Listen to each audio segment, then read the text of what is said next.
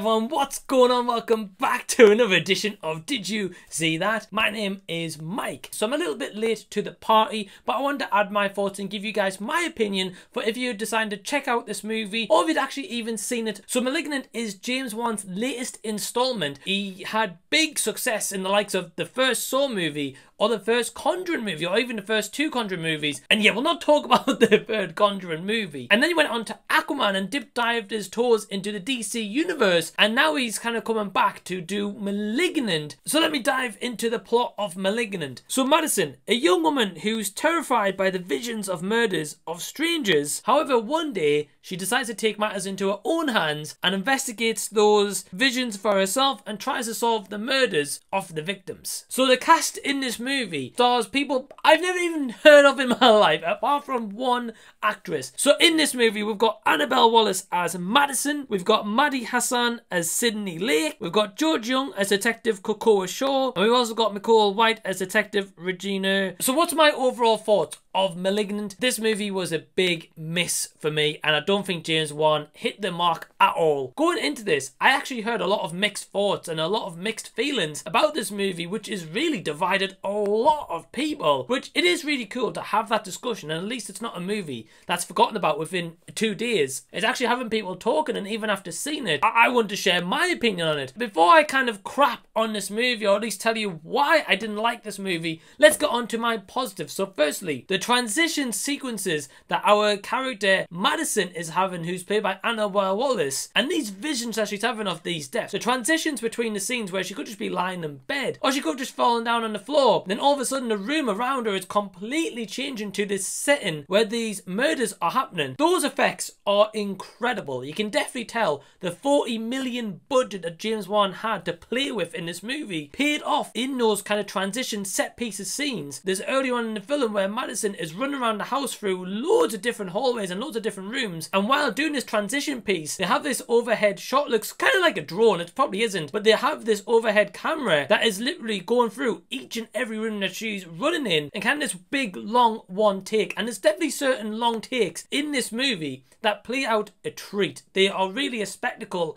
to behold, and just the cinematography when it's really focused in on even just something simple as a police car and it leaps out of the screen, the vibrancy and the colours. Definitely the best performance in this movie by far is the actress Maddie Hasson, who plays Sydney Lake, who is Madison's sister. She is overall the best performance, and I've got to give an honourable mention to George Young as Detective Cocoa Shaw, and that is kind of about it for my positives. So with my negatives, I definitely think Annabelle Wallis shouldn't have been the lead actress in this movie. I would have preferred to see Maddie Hasson take the helm and play this role out, because she was the most believable actress. With a horror movie, your lead star, whether it's a man, woman, a non-binary character, whoever it is, they've got to sell that performance. They've got to sell this script, whether it's an amazing script or whether it's a lackluster one. They are the forefront of movie posters like Annabelle Wallis is, but her performance isn't that great in this movie, which is a shame because she's certainly capable of giving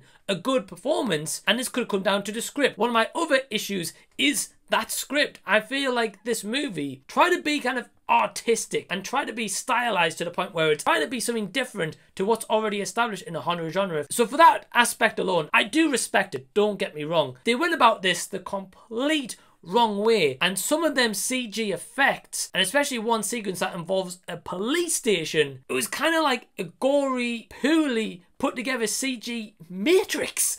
And I was like, I didn't know I came here to see Keanu Reeves do Matrix moves. I would have watched Matrix Resurrections when it came out if I wanted to see that. It just felt like this script was all over the place, and at times wanted to be deadly serious and have your full attention. But then they also have a character in here, Michole White as Detective Regina, who is definitely the comedy element, which kind of takes you out of that seriousness for you to buy in. This plot gets really convoluted to the point at the end they're like, oh okay, well actually let's try wrap this back up and this is what actually happened. But the payoff with this whole Gabriel character just didn't really pay off. I wasn't bought into it whatsoever. As I mentioned before, the cinematography, just how they utilized some of these shots was awesome. The stylistic approach was great, but I felt at times James Wan was hiding behind that stylistic approach and not actually fully focused onto the script work to pay both of them off. So my overall score for Malignant is I really hope that you enjoyed this review. And if you've seen the movie yourself, please leave your comments down below. Let me know what you thought of the movie. Please also give this video a big thumbs up and subscribe to the channel if you already haven't. Until the next time that I see you,